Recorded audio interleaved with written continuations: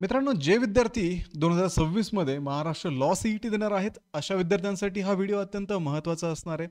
कारण आजच्या व्हिडिओमध्ये आपण लीगल ॲप्टिट्यूड या विषयाची तयारी करताना आपण कुठली स्ट्रॅटेजी वापरावी, कुठले टॉपिक्स आपण स्टडी करावेत आणि हे टॉपिक्स कुठनं आपण स्टडी केल्यानंतर आपली संपूर्ण तयारी लीगल ॲप्टिट्यूड या विषयाची होईल. तसेच विद्यार्थी मित्रांनो, सीईटी पास करण्यासाठी ही स्ट्रॅटेजी अत्यंत महत्त्वाची ठरणार आहे. कारण लीगल ॲप्टिट्यूड सारखा विषय जो आहे तो स्कोरिंग विषय आहे आणि शक्यतो याच विषयामध्ये मुलांचे मार्क्स जे आहेत ते कमी होतात.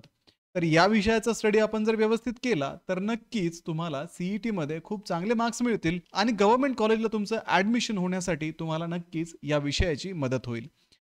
तर विद्यार्थी मित्रांनो, महाराष्ट्र लॉ सीईटी 2026 साठी 3 इयर सीईटी आणि 5 इयर सीईटी अशा दोन्ही सीईटीच्या लाईव्ह बॅच ग्लोबल ऑनलाईन मध्ये आम्ही 30 जून पासून सुरू केलेल्या आहेत. या बॅच मध्ये तुम्हाला डेली लाईव्ह क्लासेस मिळतात. डेली लाईव्ह क्लासेसच्या माध्यमातून आणि मल्टिपल रिव्हिजन्स मधून एक्झाम पर्यंत तुमचा संपूर्ण सिलेबस कव्हर केला जातो. जर तुम्हाला लाईव्ह लेक्चर अटेंड करणं पॉसिबल नसेल तर तेच लाईव्ह लेक्चर रेकॉर्डेड फॉर्म मध्ये इथे दिले जातात. संपूर्ण अभ्यासक्रमाच्या नोट्स तुम्हाला अवेलेबल असतात. 50 पेक्षा अधिक मॉक टेस्ट आणि 2000 पेक्षा अधिक एमसीक्यूचा संच तुम्हाला या बॅच मध्ये दिला जातो. तर विद्यार्थी मित्रांनो, बॅचला जॉईन करण्यासाठी तुम्ही स्क्रीनवरती दिलेल्या नंबरवरती व्हॉट्सअप करू शकता किंवा प्ले स्टोअरवरती जाऊन तिथेही ग्लोबल ऑनलाईन ॲपमध्ये हा कोर्स तुम्ही जॉईन करू शकता. तर विद्यार्थी मित्रांनो, लवकरात लवकर हा कोर्स जॉईन करा आणि ग्लोबल ऑनलाईनच्या 2025च्या टॉपर सारखं परीक्षेमध्ये यश मिळवण्यासाठी तयारी सुरू करा. तर विद्यार्थी मित्रांनो, सुरुवातीला आपण या परीक्षेमध्ये असणारं वेगवेगळ्या विषयांचं वेटेज पाहूयात. लीगल ॲप्टिट्यूड आणि लीगल रिझनिंग जो विषय आपण आज डिस्कस करणार आहोत, या विषयाला 3 इयर सीईटी मध्ये 24 मार्क्स असतात. 5 इयर सीईटी मध्ये हा विषय 32 मार्कला असेल. General knowledge with current affairs, logical and analytical reasoning, English language, basic mathematics या इतर विषयांचे जे वेटेज आहे ते तुम्हाला समोर दिलेले आहेत. मॅथमॅटिक्स हा विषय जो आहे तो फक्त 5 इयर सीईटी मध्ये विचारला जातो. 3 इयर सीईटी मध्ये हा विषय विचारला जात नाही. तसेच विद्यार्थी मित्रांनो, पेपरचा पॅटर्न आणि मार्किंग स्कीम जर आपण पाहिली तर टोटल क्वेश्चन्स तुम्हाला 120 विचारले जातात. मार्क्स तुम्हाला 120 असतात. वेळ जो आहे तो 2 तासांचा आणि प्रत्येक योग्य उत्तराला तुम्हाला इथे 1 मार्क दिला जातो. या परीक्षेमध्ये कुठलीही निगेटिव्ह मार्किंग सिस्टीम नाहीये, त्यामुळे मॅक्सिमम क्वेश्चन तुम्ही इथे अटेम्प्ट करू शकता. तसेच मित्रांनो, मराठी किंवा इंग्रजी या दोन्ही माध्यमातून तुम्ही ही परीक्षा देऊ शकता. मल्टिपल चॉईस क्वेश्चन तुम्हाला असतात आणि ही एक्झाम जी आहे ती ऑनलाईन पद्धतीची म्हणजेच कम्प्युटर बेस्ड टेस्ट असते.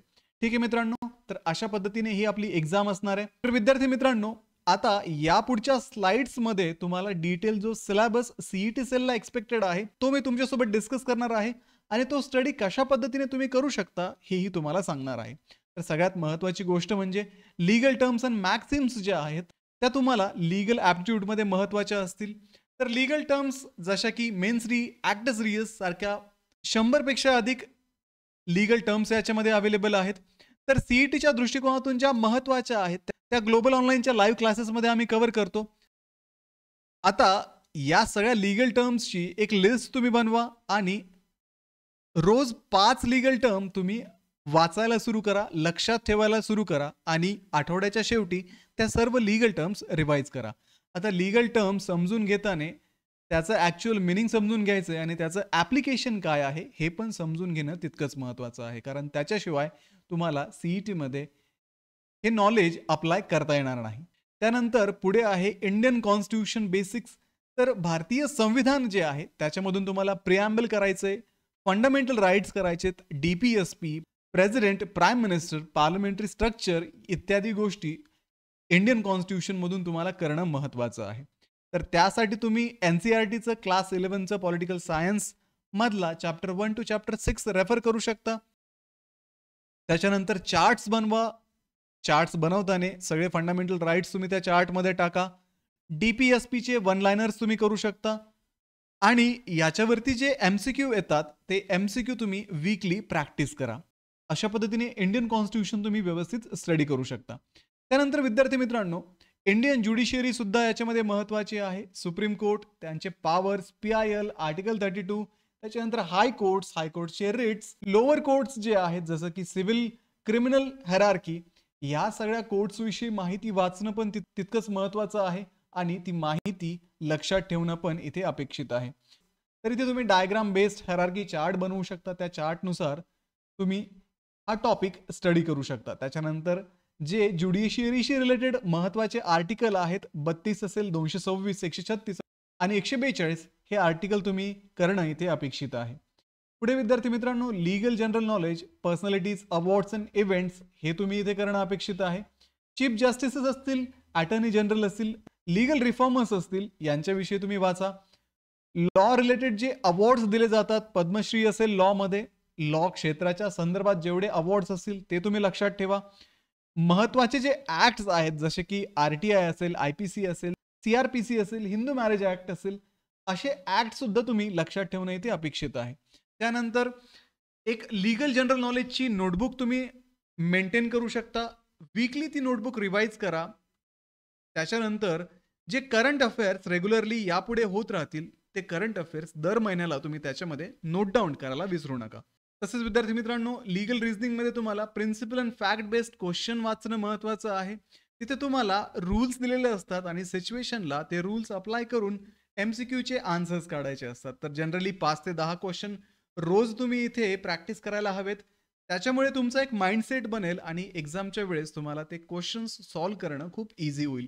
बेसिकली हे जे क्वेश्चन्स विचारले जातात हे क्वेश्चन्स लँडमार्क जजमेंटच्या बेसिसवरती पण विचारले जातात. त्यामुळे लँडमार्क जजमेंट तुमचं इथे रेफर करणं खूप महत्वाचं आहे.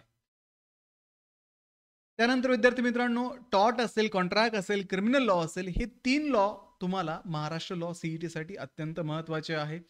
टॉर्टमध्ये तुम्हाला निग्लिजन्स, डिफेमेशन, स्ट्रिक्ट लायबिलिटी इत्यादी गोष्ट करणं महत्वाचं आहे. कॉन्ट्रॅक्ट लॉमध्ये ऑफर, ऍक्सेप्टन्स, कन्सिडरेशन या गोष्टी करा. क्रिमिनल लॉमध्ये main 3 types of crime, IPC sections जे आहेत जसं की 302 असेल, 376 असेल, हे महत्वाचे सेक्शन्स तुम्ही इथे रेफर करावेत. त्याच्यानंतर रिअल लाईफ केसेसशी या गोष्टी रिलेट करण्याचा प्रयत्न करा, कारण या प्रॅक्टिकल गोष्टी आहेत. जर आपण रिलेट करू शकलो तर या गोष्टी लक्षात ठेवणं खूप सोपं जाईल. पुढे लीगल जनरल नॉलेजमध्ये कमिशन्स, ऍक्ट आणि हिस्ट्रीमधून तुम्हाला लॉ कमिशन्स ऑफ इंडियावरती फोकस करायचे.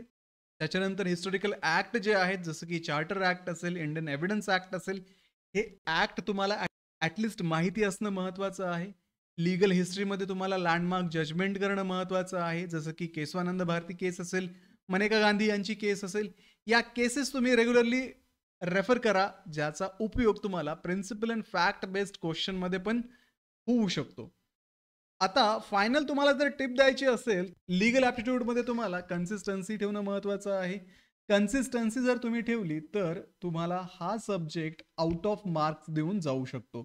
त्याच्यानंतर मॉक टेस्ट देणं महत्वाचं आहे. कमीत कमी 1 मॉक टेस्ट दर आठवड्याला तुम्ही देणं अपेक्षित आहे.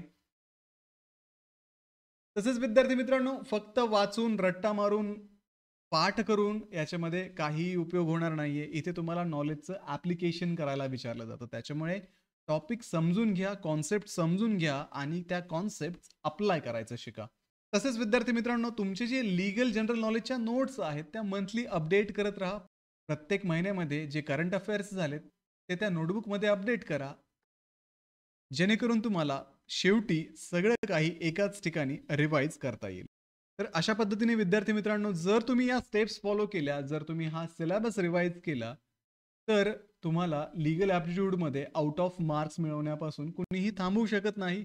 कारण याच सब्जेक्टवरती तुमची LLB सुद्धा पुढे बेस्ड असणार आहे. हा सब्जेक्ट तुम्हाला आत्ता जर समजला तर नक्कीच भविष्यामध्ये ज्यावेळेस तुम्ही LLBला ॲडमिशन घ्याल त्यावेळेस तुमचं बेसिक ऑलरेडी झालेलं असेल आणि हे बेसिक पक्क करण्याचं काम ग्लोबल ऑनलाईनच्या आम्ही बॅचमध्ये करतो.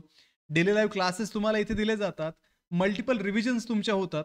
रेकॉर्डेड व्हिडिओ लेक्चर्स, संपूर्ण अभ्यासक्रमाच्या नोट्स, 50 पेक्षा अधिक मॉक टेस्ट आणि 2000 पेक्षा अधिक MCQ सुद्धा या बॅचमध्ये दिले जातील. तसेच विद्यार्थी मित्रांनो, जे विद्यार्थी 2027 साठी तयारी करत आहेत अशा विद्यार्थ्यांसाठी सुद्धा ग्लोबल ऑनलाईनमध्ये आम्ही लाईव्ह बॅच सुरू केलेली आहे. ते विद्यार्थी सुद्धा त्या बॅचला जॉईन करू शकता. ठीक आहे विद्यार्थी मित्रांनो, तर अशा पद्धतीने लीगल ॲप्टिट्यूडचा स्टडी करा आणि एक्झाम क्रॅक करण्याची तयारी आत्तापासूनच सुरू करा. भेटूया पुढच्या व्हिडिओमध्ये. थँक्यू.